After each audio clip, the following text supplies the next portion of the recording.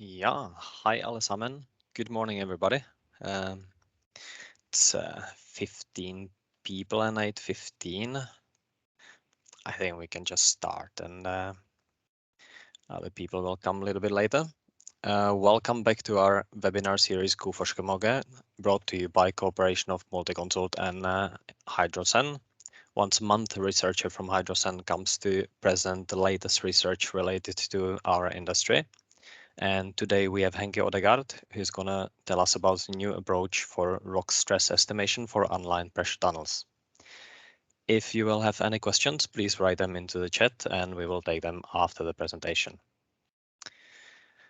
It's your turn, Henki. Good luck. Thank you very much.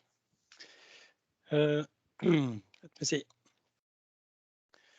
Dear colleagues, thank you all for joining us here at this GodForskerMorgen, this early morning. I hope you all have had some coffee. My name is Henki Ødegaard. I'm an engineering geologist at Multiconsult, and I've recently completed my PhD at the Hydrosen Research Center and NTNU. And I'm going to give a lecture or presentation today with the topic rock stress estimation for unlined pressure tunnels, a new approach. And the background for this presentation is my recently completed PhD project at NTNU, which had the thesis title Rock Stress Estimation for Unlined Pressure Tunnel Design. And this research topic was actually requested by the Hydrosen industry partners who felt a need for an improved basis for the final design of unlined pressure tunnels. They had the opinion that the approach to stress estimation for unlined pressure tunnel design was somewhat too variable and a bit too uncertain, and they wanted to address that through a research project. And that has been the starting point of my PhD. Today I will give you a brief introduction to the overall topic of rock stress estimation and unlined pressure tunnel design. And I will also explain the development of this new test protocol that I have developed as part of my research. And I will present some results from the laboratory and also from the field trials. And I will try to sum up with some conclusions and proposals for further work. Since maybe not all of you are intimately familiar with unlined pressure tunnel design, I will allow myself a few slides on the basics. Here you see an idealized long section of a power station, power plant. Starting from the left, you have some upstream volume of water, reservoir, with an intake structure which allows you to convey the water from this high elevation through the tunnel system and to produce the energy at a lower elevation by running the water through the turbines and then into a lower volume of water. And then you can harness the potential energy represented by the difference in height of those two bodies of water. What's special with the unlined concept, you can see here the blue lines, they are meant to indicate a rock tunnel without any impermeable liner, and the red is the steel line section of the plant. And with this concept, the water is in direct contact with the rock mass, exerting an outward pressure equivalent to the head inside the tunnel, and the rock mass has to sustain this water pressure without failing. And the entire concept is with the unlined concept is to keep the unlined section of tunnel length long and the steel line short, because that's much more expensive. But to adopt this concept, there are a few main requirements. First of all, you have to have a suitable rock mass that is long-term durable, so that the structural integrity of your waterway will be maintained throughout the lifetime. You also have to keep water leakages within acceptable limits to reduce production losses. But most importantly, at least in my opinion, you have to have sufficient in situ stresses. And this is the essence of my thesis research. And the simple reason is that should the internal water pressure exceed the rock stress at any point along this unlined stretch of tunnel, the rock mass can hydraulically fail, causing catastrophic leakages, drowning your power station, or causing landslides on the surface, or well, other catastrophic events. This is a bit of a cartoon representation of this scenario, but it's not too far from the reality. The internal water pressure can hydraulically jack up the rock mass if the rock stresses are insufficient, if the water pressure exceeds the rock stress in the rock mass. Somewhat of a cartoon representation, but this has unfortunately also occurred in real life several times in Norway and internationally. And the last known event in Norway is as recent as 2016 with the large-scale hydraulic failure at the Bjørnstokk hydroelectric power plant in the northern parts of Norway. This is showing a simplified long section of that plant. It's an 8 megawatt plant with 250 meters of head. And during the first time filling of this unlined pressure tunnel, the operators were not able to maintain the height in the pressure shaft, clearly indicating that there was some extensive leakages out of the system. And in a nearby construction site, the construction workers heard thundering sounds, and the Norwegian seismic array, NORSAR, they registered a small or several small earthquakes in this region. And what they heard was actually a large-scale hydraulic failure of the rock mass, probably along a fracture, as is indicated here. This caused massive leakages out of the system into the rock mass. And looking in plan view, you have the unlined section, you have the intake, and the research group investigating this event suggested that the hydraulic failure had jacked open the rock mass, and the water had been able to migrate into the rock mass, traveling some 600 meters through the rock mass, generating a pore overpressure at some nearby sensitive clays, triggering two large landslides. Shown here. These two landslides naturally had dramatic economic consequences. Luckily, no lives were lost, but for the power station, it was also quite catastrophic. They had to reconstruct or move the plug some 300 meters upstream, order 300 more meters of steel lining, and basically some 60 million Norwegian kroner of rehabilitation works were needed in the power station, and almost the same to reconstruct these landslide or reconstruct the roads and infrastructure. And the sole reason this could happen is the rock stress was insufficient relative to the water pressure. And the reason this could happen is that the rock stresses at this project were not measured before the first time filling. They basically only looked at the old empirical criteria, looking at the overburden height and calculating the theoretical weight of overburden, and used that as a measure for the least principal stress. And clearly in this case, it did not predict the rock stresses accurately, causing the failure. And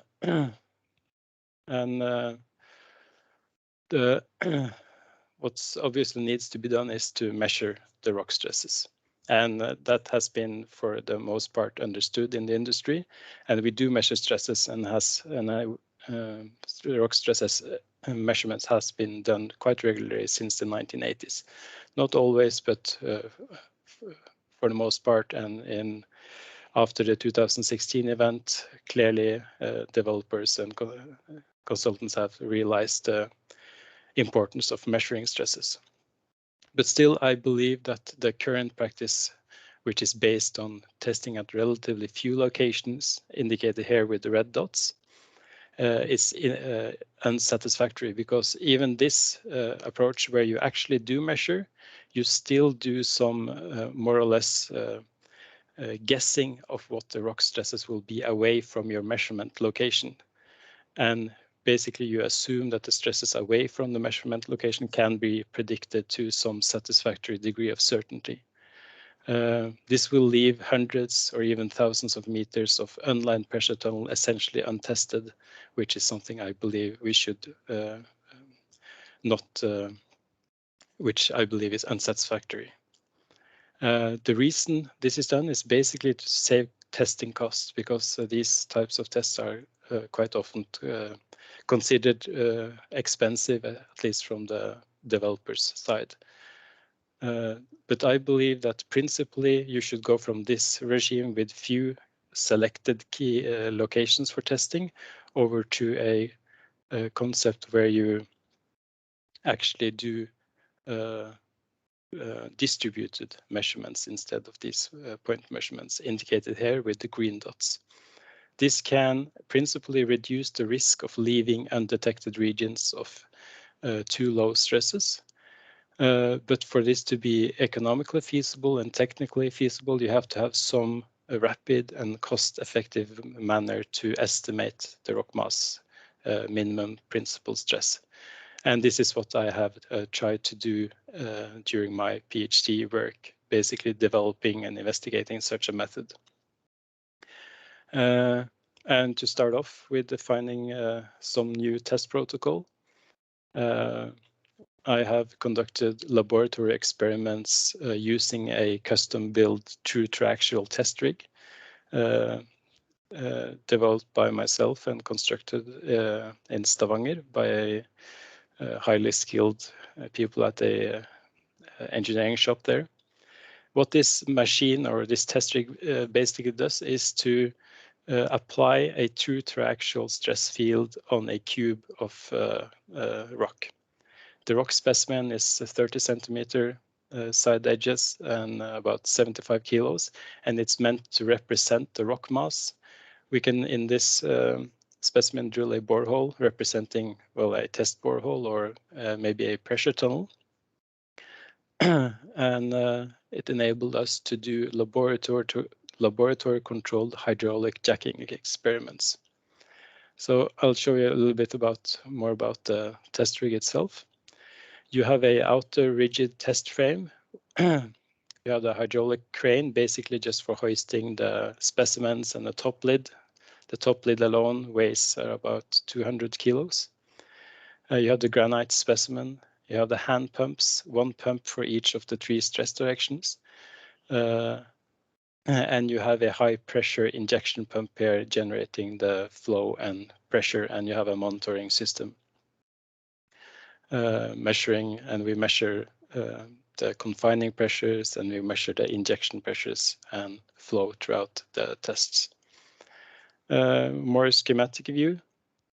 You have a, before testing, we have to generate a fracture that we can stimulate, and we did this by drilling a hole 18 centimeters down into the center of the cube, isolating this section with a borehole packer, and hydraulically fracturing this specimen, thus creating a planar fracture, which we then could assign some normal stress on and start to do the hydraulic stimulation. To be sure, or to detect the geometry of this fracture, because it's not always visual with the naked eye, we had some acoustic emission monitoring. Basically small microphones placed strategically around the specimen. You can see the holes in the sensor platens where the acoustic emission sensors were located. This enabled us to generate a 3D hypocenter location. Basically, we could plot the 3D location of each sound event or each acoustic event. And by this is the cube after testing, and you can see a side view of the slightly curved fracture. And we have draped acoustic emission hypocenters on top of this wetted fracture just to see how well it matches, and that we are able to map the exact geometry of the simulated fracture. So what we do have here in this laboratory setup is we have a known fracture geometry. It's mapped from the acoustic emission monitoring and also by looking at the wetted trace on the sides. We can control the stress situation, and thus we can know what normal stress acts upon this this fracture. And this enabled us to do efficient testing of a wide range of different testing protocols, allowing us to experiment freely, which was, in my opinion, very successful. We were able to find a test protocol that was both simple and easy to operate, and which also gave us sensible results, because we did have the ground truth. We knew the normal stress, and we could assess the test protocols to see how well they matched. And what we ended up with is the test, which I have termed the rapid step rate test, RSRT, or in Norwegian, rask stegrate test. This basically consists of a series of it's a flow control test. We control the pump's flow and we measure the pressure. And we define it by setting the step height and the step duration. So shown here with the blue line, show the stairs with the delta Q, which is the step height, the change in flow, and this is the time interval for each step. The test will start from 0 flow all the way up to maximum flow, the pump capacity, and hopefully at some point along this line we are able to generate a fracture. Once we can see that we have stimulated and opened a fracture, we return the test protocol into the backward step, where the flow is decreased in the same steps down to 0 flow. The step height and the duration can be adapted to local conditions. It will vary how much flow you need to be able to build up the pressure in your test interval. But once you have set your step height and step duration, they have to maintain unchanged throughout each test cycle. And I will explain why in a bit. But this is showing just the flow and the test protocol, not the resulting pressure. And the resulting pressure is measured in the hydraulic lines, and that pressure development will, as I will show you in a few minutes, show a quite characteristic signature. Here is a somewhat of an ideal theoretical curve. And I will start from the start of the test, where we start to ramp up the flow in these steps. When you increase the flow gradually, you will also have an increase in pressure because the hydraulic system is closed. The black line shows the pressure development in the test section, and this linear pressure incline indicate that you have a closed system, and at some point it fails, typically by the creation of a new hydraulic fracture. Immediately the pressure will drop down because you generate new volume without pumping more volume to compensate for this new volume. And at some point you reach some equilibrium and you have a flat pressure development. And once we are confident that we have really opened a fracture, and this is a clear signature of that, we can return the test or into the backward step, where we try to close the fracture in a controlled manner. I will explain a little bit more about that in the next slide. But you can see here we start the backward step of the test, and you see a initial linear pressure decline until a point where it deviates from this first linear stage and gradually increases or decreases until a new linear stage starts, indicating a closed fracture. So when you have the fully open fracture, you reduce the flow in steps. You have a linear pressure decline, indicating a closing of a open fracture until at some point where it starts to close upon itself and generating this gradually increasing pressure decline.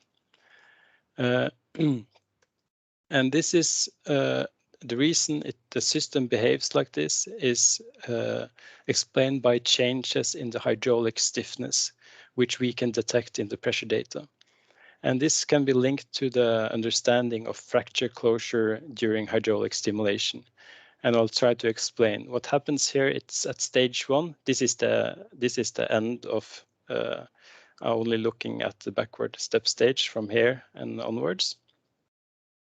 So what you can see is that when the fracture closes, when it's opened, it will start to close in a hinge-like manner like this. There is no change in the length of open fracture. And it can be shown that in this stage, when the fracture is open, but only closing in a hinge-like manner, it will have a constant stiffness. And we can use that to our benefit, because once this fracture starts to close upon itself by touching of the asperities of each fracture side, you will have an increase in stiffness in your hydraulic system, and that will manifest itself as a gradually increasing pressure decline, shown here starting at point A. And this is interpreted as the fracture starting to close by length reduction.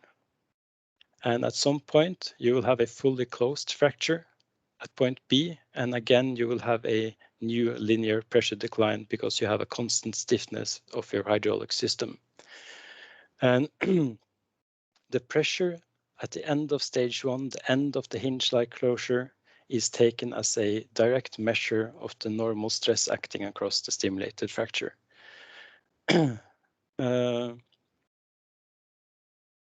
And this proves to match very well with what we can see in both laboratory and in the field. And this entire concept is derived from other researchers, especially looking at petroleum-related geomechanics, deep borehole tests in the petroleum industry, such as Savitsky and Dudley and Rowan, who were the fathers of this stiffness approach. I will show a few graphs from my laboratory experiments. Remember, I stimulated a pre-existing fracture in a cubical rock specimen where I knew in advance the normal stress. So here you can see two examples. You have on the right axis, you have the flow development in milliliters per minute, and to the left you have the pressure development. This red line is indicating the actual normal stress across the stimulated fracture. We start the test and it takes some time for it to build up pressure. Then you start to get a rapid pressure increase. You get a small pressure drop indicating that you have opened the fracture.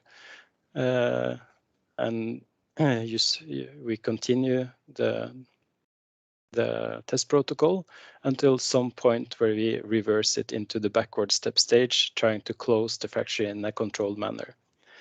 It's not quite regular here in the start, but at some point you kind of start to see this first linear pressure decline that we expect.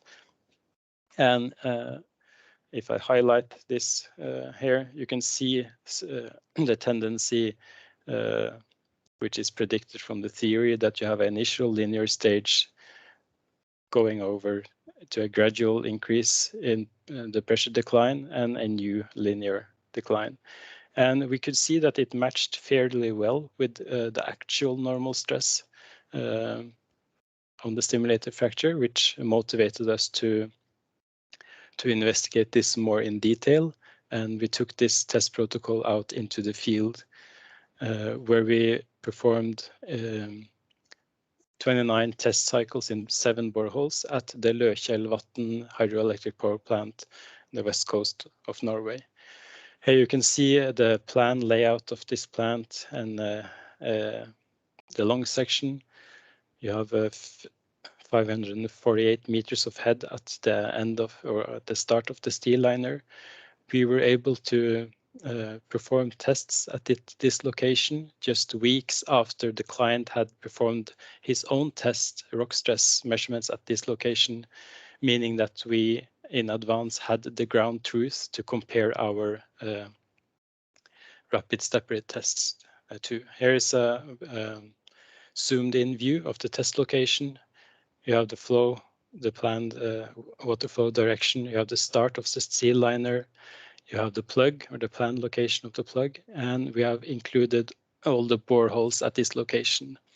The H boreholes were the boreholes drilled in advance by another company on a contract with a client, where they had done stress measurements to find the least principal stress in the rock mass, sigma 3. And we were also able to drill boreholes for our own rapid step rate tests.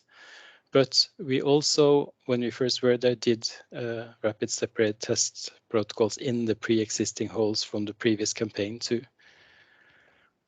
And the test setup looks like this. You have a borehole, in our case, drilled 30 meters into the tunnel wall. It is sealed off by, in our case, a hydraulic packer, such that we have isolated a test section that is sufficiently far away from the tunnel wall. In our case, that was from 8 to 10 meters away from the tunnel wall. And we have a test system with a flow control pump with the pressure measurement. I shown a flow meter here. It's not, we did not use the flow meter because we could calculate the flow directly from the revelations of the electromotors driving the pump. But in any case, we could do the tests quite similarly as in the laboratory. And it looks something like this. It's done. The tests are done in cooperation with the company Injeksjonsteknikk, specialists in grouting operations and hydraulic testing. This is showing them inserting the packer. We used some rigid packer rods to trip the packer into the borehole. Here you can see the hydraulic packer and the pump itself. A lot of components here, but basically this unit, number one, is the pump, and this is the pump head. You have the electromotor driving the pump, just a switch box. You see the flow of water coming from the intake through the pump head, and you have a pressure transmitter here measuring the pressure in the hydraulic line. And this pump and the monitoring system is connected to this PLC, simple field type computer, where we could control the test and monitor the pressure and flow throughout the test. So we could set all the parameters here, and in addition to monitor the test. And what was really encouraging to see, even at the very first test protocol, is that we could see the exact, or almost exactly, what we were expecting. I will explain what you see here. This is actual field data from one of the first holes we tested. You don't need to worry too much about this blue graph. It's just the first derivative of the pressure development, which is we use for additional tool for finding the point of deviation from linearity. But basically what we see, we increase the flow in this step rate manner. You can't really see the steps because they are quite small. It's in the range of 2 deciliters per third second or something like that. I'm not quite sure. But we start the test, we get the pressure development increases almost up to 13 megapascals, where you have a sudden pressure drop, clearly indicating hydraulic failure. You have this plateau suggesting further fracture propagation, but not uncontrolled as in this case. And when we are certain we have an open fracture that we are stimulating, we return the test protocol to the backward step stage starting at this point. And what you can see is that you clearly have an initial linear pressure decline, suggesting that we are in fact closing a fracture, and it closes in a hinge-like manner. That would indicate that by finding the point of deviation from initial linearity, we could find the normal stress acting across this fracture. And I have some arrows to help point out these points. So we return to the backward step stage here. You have an initial linear pressure decline, and then suddenly it starts to deviate from the initial linear trend. You can also clearly see it in the derivative plot, suggesting that there is something going on here.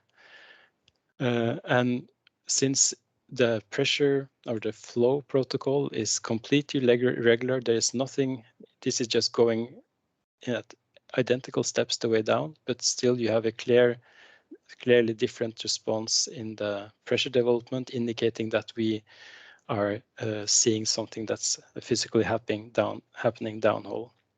And what we do see is the onset of fracture closure, and at the point where this starts, we believe we can find the normal stress acting across the stimulated fracture.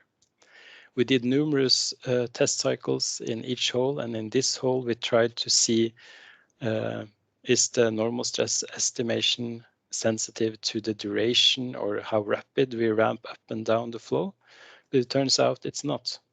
These are cycles 3 and 6 from the same test. You can see here we don't have this peak in the pressure because we are stimulating a pre-existing fracture because we opened it in the first cycle.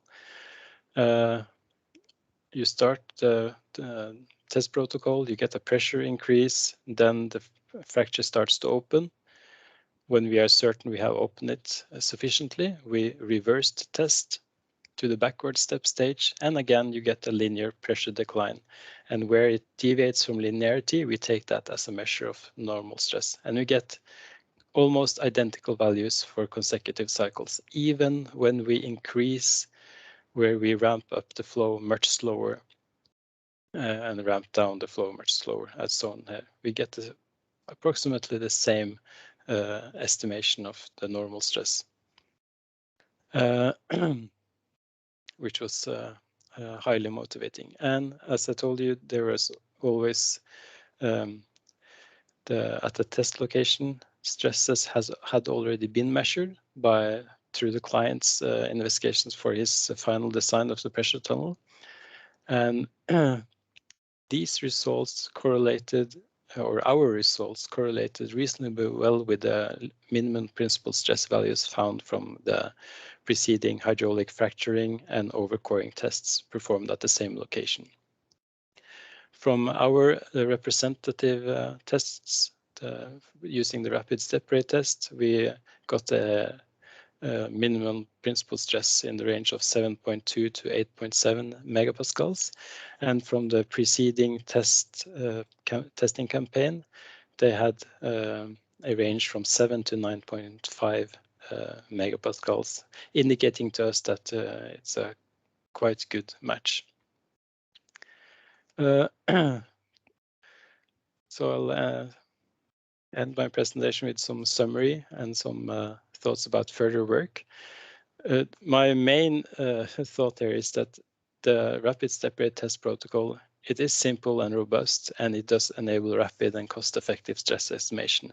And I urge people to try it. It's published and it's out there, but we definitely need more field examples. The interpretive technique with the rapid step rate test is transparent. You can analyze the data from linear time versus pressure, and where the stimulated fracture is oriented normal to the minimal principal stress, the rapid step rate test can estimate the minimal principal stress directly. And I would love to see efforts to use the rapid step rate test protocol, for instance, in pre-grouting operations to find the maximum allowable grouting pressure. And also I've tried to make some tunneling jumbos manufacturers to adapt tunneling jumbos to integrate or to use the existing pumps in these jumbos to do the tests, so you don't need a standalone pump. But that's just thoughts for the future. Okay, thank you. Thank you very much, Henki. That was very interesting presentation and really useful research, which will, yeah, hopefully, if used widely without increasing the cost of construction, contributes to much safer projects.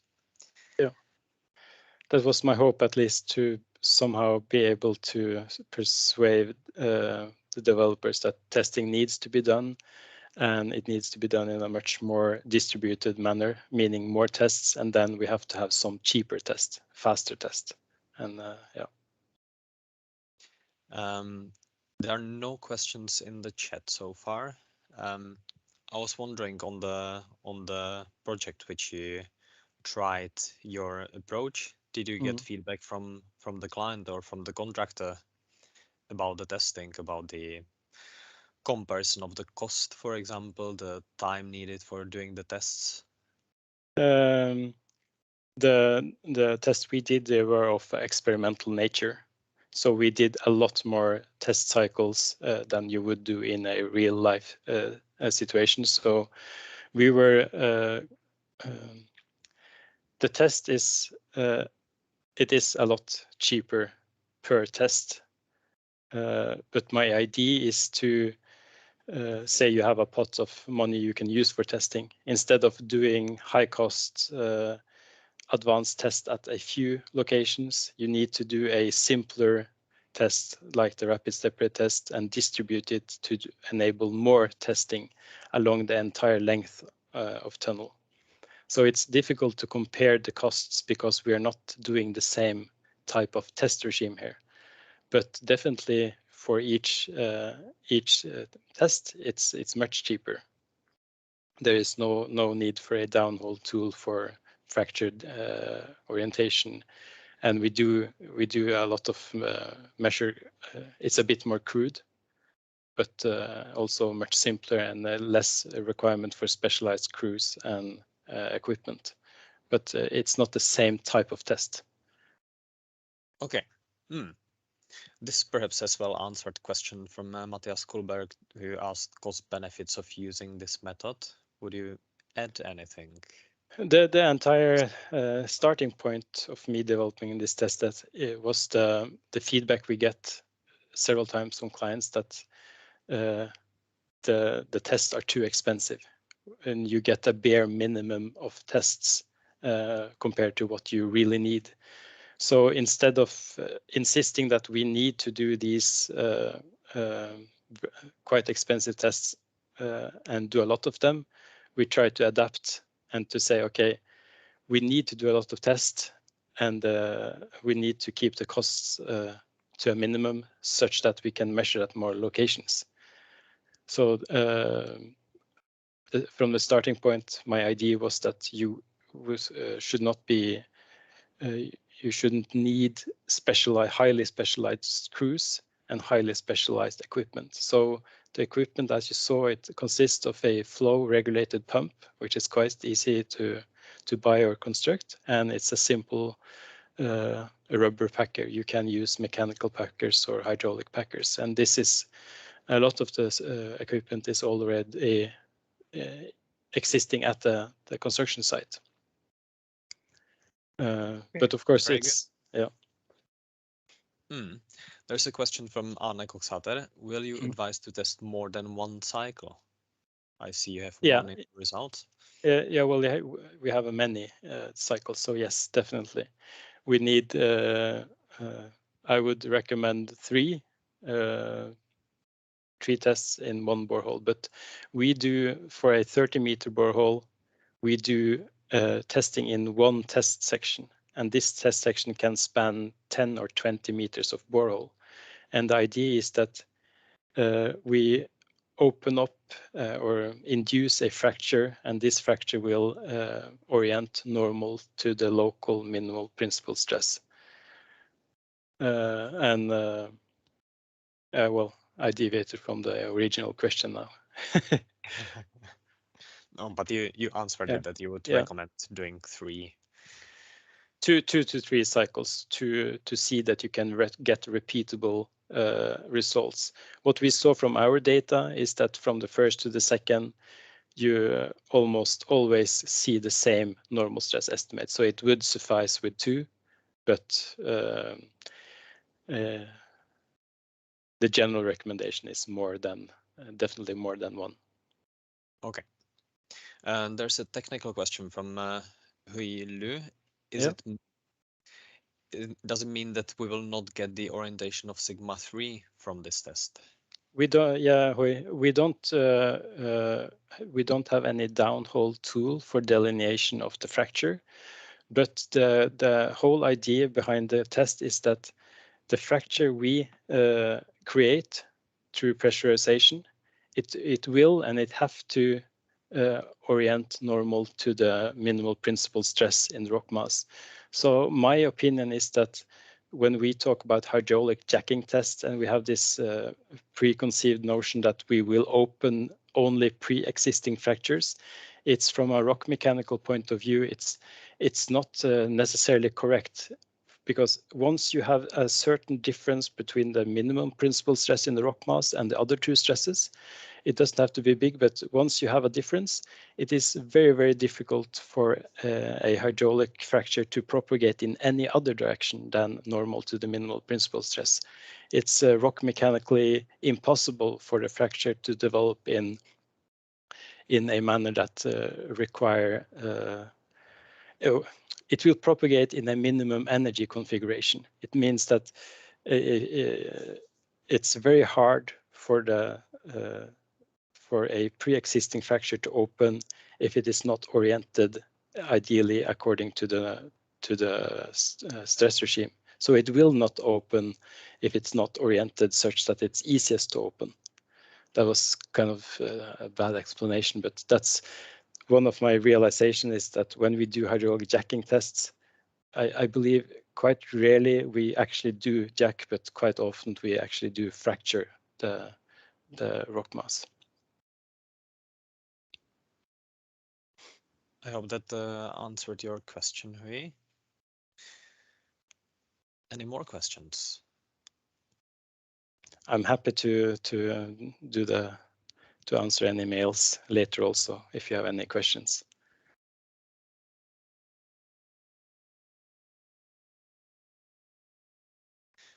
Perfect. But then, okay, one more. Arne Holt, can you say something about preparing samples for the lab test? Yeah, the specimens used for the lab test were Idefjord granite cut from a quarry in eastern Norway. It's the same as the monolithic sculpture in the Vigelandspark in Oslo. We use this because it's it's a rock specimen that we are intimately familiar with, and it's easy to get hold of, and it's quite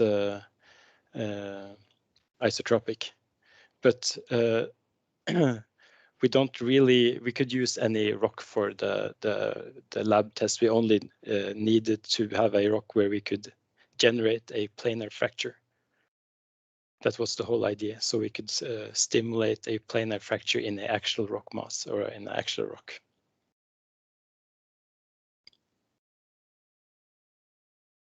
Yeah, and, okay. the preparation, it's